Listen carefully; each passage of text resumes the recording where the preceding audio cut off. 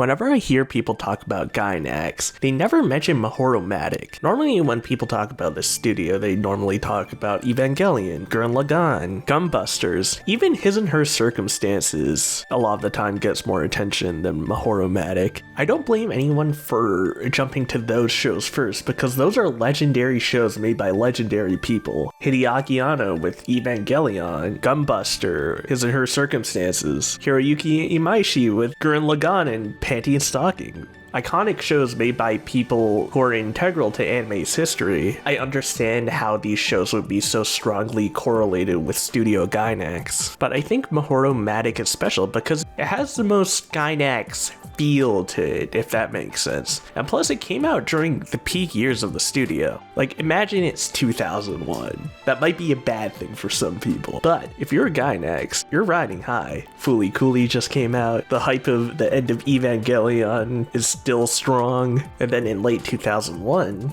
Gainax releases a show about an android made in similar vein to other shows that they made, most closely to Evangelion, but it's a bit more slice of life focused. And it turns out it's actually pretty solid. So yeah, that's the show we're going to be talking about today. And if you like videos like these and you enjoy shows like these, hey, subscribe and like the video. It really means a lot. Also, forewarning, there's a lot of nudity, as you can see in this picture. It gets worse than panty shots, so I would not recommend watching this show in public. You can watch this video though. Okay, I'm gonna be censoring things. I got my boy Dikembe. He's gonna take care of all that for me. Your grandma can watch this video with you. One thing that stands out about mahoromatic, at least in season 1, is that it uses traditional cell animation, which is a significant choice considering how complicated it was to pick between digital animation and traditional cell animation in the very early 2000s. Studios in the very early 2000s, like 2000 to 2003 roughly, were in the process of going from traditional animation methods to digital animation. In my opinion, this was a pretty rough era in anime, since people were getting accustomed to these digital tools for animation. Shows did not look the best back then, and for whatever reason, shows felt like they had really dull color palettes, which didn't really help their cause too much. Look how bright and colorful the new Fruits basket is compared to the old one. It's just sort of, I guess, I don't know, the colors don't really pop out at you as much in these shows from this era for whatever reason. Probably from the color palette choices or whatever. I guess anime went for brighter colors, I guess. I don't know.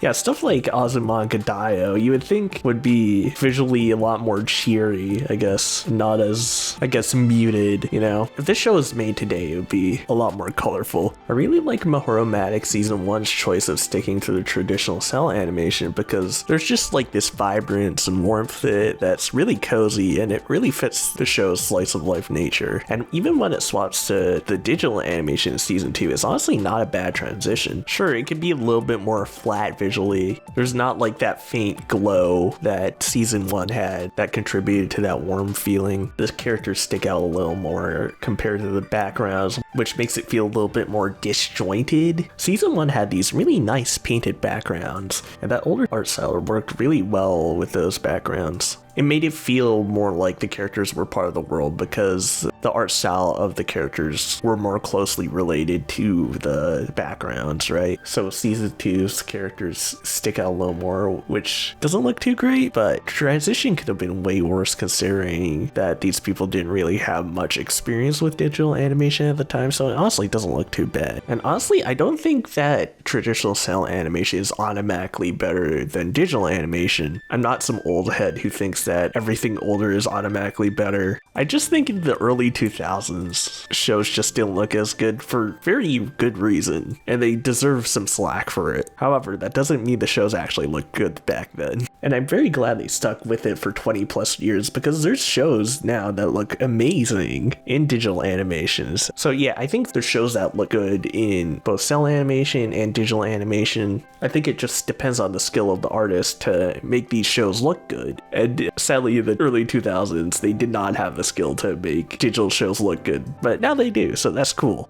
This era of anime was actually really interesting because of the innovation that was happening, and stuff like that is just really interesting for me to see. It's sort of a time capsule of what the average show back then looked like, you know, despite me not liking how shows looked in this specific time period. And I'd rather not have anime just be stuck in its old ways all the time. So I'm kind of glad that people really fleshed out digital animation. Like, I really don't want people to think that just because I liked the look of mahoromatic season 1 better means that how anime presented itself 20 plus years ago is automatically better, because I love seeing new shit. That's part of why I love Girls Band Cry and its 3D animation. So yeah, I don't think I'm this old guy who's stuck in the mud. And despite both shows using two different mediums of animation, both series have excellent fight animation, despite the show normally being a stupid slice of life thing. Oh yeah, fun fact, Hiroyuki Imaishi did some key animation and what I believe to be storyboards for the show. He did some stuff in the beach episode, what a shocker. Some of the slice of life aspects can be good, they can be kind of bad. Honestly, the humor's pretty charming. Some of the visual gags are pretty funny, and I love how the humor is not purely nonsensical. Like, for example, like the teacher lady, it could be other things like, whoop, my tits are out. Oh, look, she has big boobies, and just leave it at that. But there's actually a purpose to the hypersexualized teacher in this show. So this teacher, she loves the fact that she gets a ton of attention from all the male students because of her God-given gifts, right? And she doesn't like the fact that Suguru kind of ignores her because of Mahoro, and the fact that he would rather look at porn than look at her. So she has this desire for him to lust over her because she wants that attention so bad that she cannot fathom him not giving her that kind of attention, right? So it makes her a lot more of an interesting character, knowing that she's this fucking egomaniac attention whore that will stop at nothing to get this fucking little boy's attention, you know? It makes her stand out from all these characters who are like, oh, she has big boobs, and that's the joke. It adds a dynamic that actually makes it a little bit more engaging for me. Only until she just becomes a part of fucking Seguru's harem and just wants to fuck him and not much else. There's also this thing in season 2 that I really appreciated, where there's like this goofy thing where people fight in the town on a specific night. They have like this massive battle to get to the top of this shrine and be crowned, you know, the winner of the war night or whatever. It's like this really stupid, goofy thing. It may feel random, but it actually kind of makes sense. There's so many weird traditions all across the world, like this orange throwing festival in Italy. It makes it more believable that a random town in Japan would have something crazy like this, since there's so much more weird stuff across the world. It makes it even more believable because they modernized it. The characters use rubber weapons, and you get eliminated by whacking the flower on their head, destroying it, you know, so it's safer for people to do instead of fucking hitting each other with, I don't know, wooden weapons and killing each other. So putting a lot of thought into these comedy scenarios makes me appreciate it a lot more. It makes it feel like they actually put effort into making it entertaining, and honestly feels more fun than these shows that have this more random style of humor. I really appreciate that they actually took the time and effort to think up of something that would actually be entertaining and fun, and the execution is really good, and it's really enhanced by these characters being very endearing. I really love Mahoro's positivity and the fact that she really appreciates her life as this android maid, and that she really puts effort into her work. But she's not like this Mary Sue character. She can be a little bit naive, and she can overdo things a little bit, but all of that makes her a really fun character to watch. She also has to deal with old enemies that she has to face from when she was protecting Earth from aliens or whatever, and there's some interesting stuff with her dealing with her own mortality. I generally love the stupid android characters because they get themselves in a lot of dumb situations due to their lack of understanding of human customs, so they always get themselves in pretty fun scenarios. I really love Minoa from season 2. She's kind of a klutz, and she's sort of this helpless idiot who doesn't really understand much. And like, the show's so good at making you feel bad for her. You just want to see her succeed instead of getting into these horrible predicaments. And she has like the cutest, softest voice ever, which helps strengthen that urge to like protect her, you know?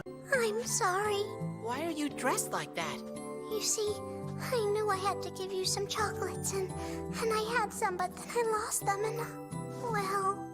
Like, you see what I mean, right? She was voiced by Laura Jill Miller, who did Misao from Lucky Star, who's my favorite character outside of our main 4 girls in that show because of her goofy voice and equally goofy personality. But also, she did the voice of Haru from Beastars, and weirdly enough, her performance in Mahoromatic made me understand why people treated Haru the way they did. There's like this massive instinct for people to like protect her because she's like such a fragile little fucking rabbit girl or whatever, and having that cutesy soft voice really adds to that. But that's sort of masked a bit since Haru's like this independent woman, right? Hearing something similar in the context of this show, it makes me understand the feeling that the male characters have for her in this show. It's not even just a cute anime girl thing though. Sure, it helps a lot. I found this guy Super Weapons, who's this really soft-spoken, really polite guy who I think is on the spectrum. I'm not entirely sure.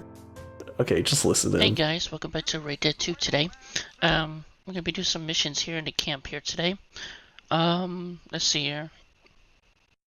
I think that one looks like a fishing, and like, this guy is so fucking wholesome. I'm really glad he doesn't get mean comments, and I really hope he doesn't know about swearing. I just want to protect this fucking guy from the horrors of the world, you know? And making these characters very endearing helps a lot because it makes you really invested when it does get to those points where it takes itself a bit more seriously, which is really good. And you want them to achieve their goals. Like, Minowa wanted to get a human heart for the sake of her friend who died and didn't get the chance to get a human heart. Back to the voice actors. There's actually a pretty interesting spread of voice actors who worked on this on the English dub side of things. The big titty teacher lady I talked about is voiced by Wendy Lee, very prominent English voice actor. I know her best as Haruhi and Konata from Lucky Star. Generally just some of a lot of things, very recognizable. Mahoro is voiced by Bridget Hoffman, who I kind of have mixed feelings about. Absolutely not. That's totally out of the question. I am merely your maid, and it's not. She does a weird transatlantic accent when everyone else has just like a standard American accent. It kind of makes sense because, oh, sophisticated maid, you know, for an upper class gentleman, right? But I don't know, it's just so unfitting with all these characters who have just a standard American accent. She also did this as Asakura in Haruhi, and it felt so out of place. I don't know. Fucking Steve Blum is in this show. He voices Ryuga. It's so fucking wild seeing the guy who voices all these like gritty characters like fucking Spike from Cowboy Bebop, Dempsey from Zombies, you know, in this stupid fucking comedy show. Now I hear Steve Blum talk about porn. I realize what I just said, but this is beautiful. It could be described as a God-granted work of supremacy. The photos are artistic too.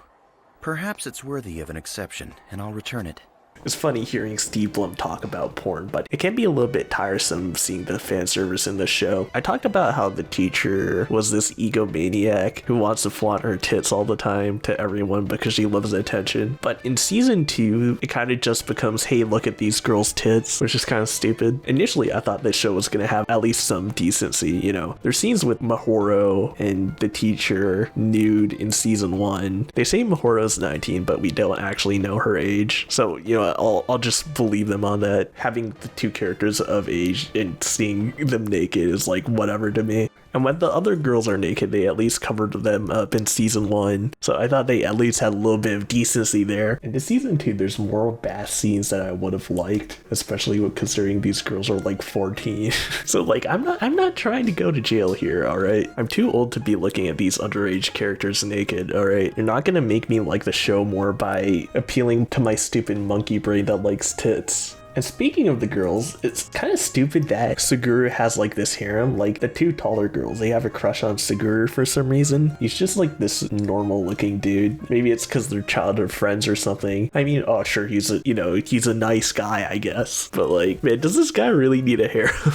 Like I said before, the teacher just wants to fuck him now. It's not even a thing about her ego anymore. I like this girl here, Chizuko, because I'm pretty sure she's not part of Suguru's harem, and she just cares about food. She's just there to eat food and hang out, and that's pretty cool in my books. Also, apparently she's the one who gives them the pornography, so she's not jealous about boys looking at porn instead of her because she makes fat stacks. I respect the grind. I like her a lot. She's also pretty cute. cute. Also, despite a lot of the appeal coming from aliens and shadow governments or whatever, it can be a little bit overwhelming learning about that stuff. It crams a lot of this alien bullshit into the end of season 2, so it's a lot of information all at once, so it can be really, really hard to follow. The ending's a fucking mess as well. Suguru becomes like this bounty hunter who has like this vendetta against androids because he's so upset that Mahoro died, right? We don't really see many of the characters in the future. We just see Suguru and the teacher lady, and Mahoro just pops back into existence because these memories are not useful or something like that. She just materializes again to have this undeserved happy ending, which is so fucking weird. The ending of the manga is at least a little bit better. We see some of the other characters, and Suguru actually kills evil Edward Elric, who's the one who killed Mahoro, right? He isn't just aimlessly fucking killing random androids. It makes sense that he actually had a purpose of hunting down this evil motherfucker who killed his girlfriend. So this ending fills the holes that were left from the time skip a little bit better, I think. Definitely read this instead of fucking watching the anime, because how the anime handled it was kind of a mess. Sorry if I didn't go into detail about the aliens and evil shadow governments or whatever, because it's really confusing. And I don't want to shit on it too much because, first of all, I feel like I don't understand it very well, and I didn't want to dwell too much on the shit I didn't like about the show. But you still have to talk about it because it's a pretty integral part of the show. You know, with all this shit that I've talked about, you understand how this show is Gainax as fuck, right? A lot of badass action, cute robot androids, classic Gainax being hypersexual. But despite all the stupid hijinks that this show provides, there's actually a lot of really well-written shit in here. And you know, all these Gainax shows, they're actually praised for having good writing. A lot of them, anyway.